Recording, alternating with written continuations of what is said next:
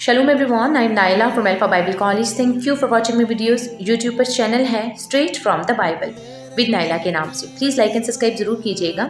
आप सब लोग इस अफसोसनाक वाक़या से बखूबी वाकिफ़ हैं कि कल 30 जनवरी 2022 को आफ्टर संडे सर्विस चर्च की इबादत के बाद पास्टर पैट्रिक और पास्टर विलियम सराज पर कुछ नामालूम अफराद की तरफ से, जो कि मोटरसाइकिल पर सवार थे, फायरिंग की गई, जिसके नतीजा में पास्टर विलियम सराज खुदावन में सो गए, शहीद हो गए और पास्टर पैट्रिक शदीद ज़ख्मी हैं.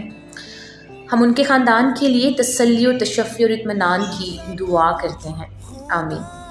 कुछ मालूमात के मुताबिक जो पेशावर के चर्चेज़ हैं उनको पिछले 10-15 दिन से थ्रेट किया जा रहा था. कुछ सिक्योरिटी तो प्रोवाइड की गई, लेकिन वो सिक्योरिटी इतनी इनफ नहीं थी.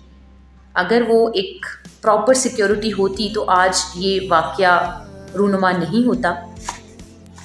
खैर, बीइंग ए माइनॉरिटी हम लोग हमेशा एक सॉफ्ट टारगेट रहे हैं, जिनको आसानी से कभी भी किसी भी किस्म का नुकसान पहुंचाया जाता है और इसके बाद इस पर कोई स्ट्रिक्ट एक्शन और काम भी नहीं होता है.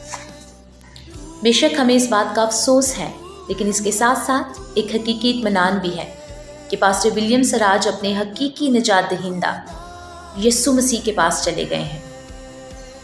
इंसान होने के नाते हमारा दिल भर आता है. कुछ कमेंट्स में बहुत सी बद्दुआएं भी दी गई.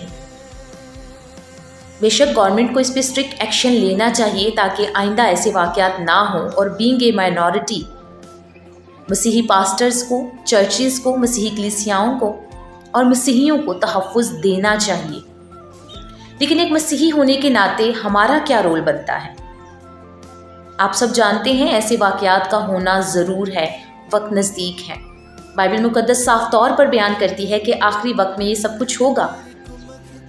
हमें घरों से निकाल कर अदालतों में घसीटा जाएगा.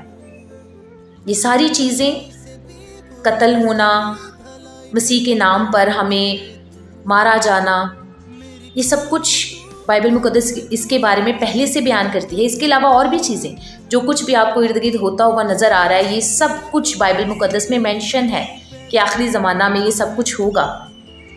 हमें क्या करना है? हमें रेडी रहना है. दुआ में, रोज़ा में ठहरें, अपने आप को मजबूत बनाएं, अपने आप को, अपने ईमान को और ज़्यादा स्ट्रॉन्ग करें.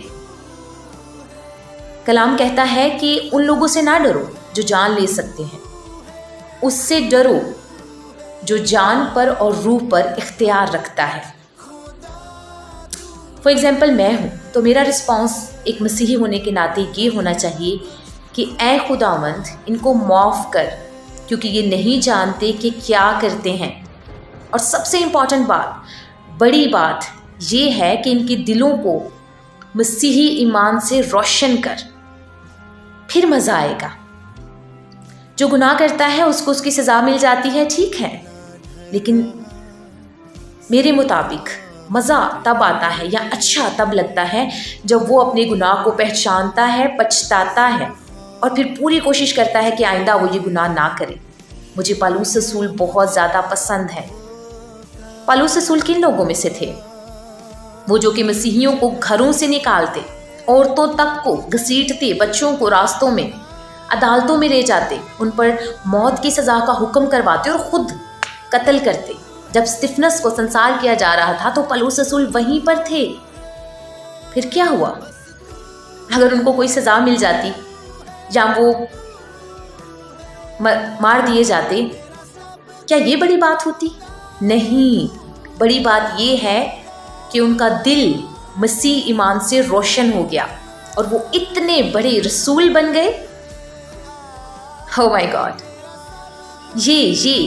ये है जो हमें दुआ में मांगना है.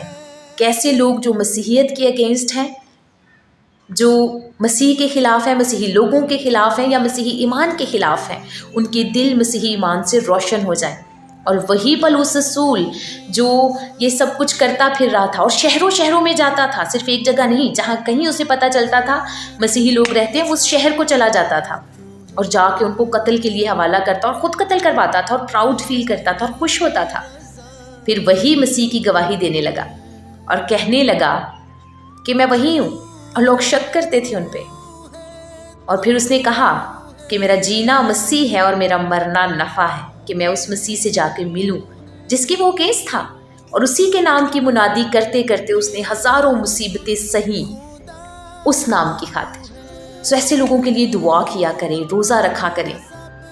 خداوند آپ سب کو برکت دے اور اپنے ایمان پر قائم رہنے کی توفیق دے، کیونکہ یہ لوگ جان تو لے سکتے ہیں، ایمان نہیں لے سکتے، کیونکہ ہمارا فخر، ہماری شان، ہمارا ایمان، ہمارا مسیح، ہمارا خداوند ہے۔ آمین۔ God bless you all.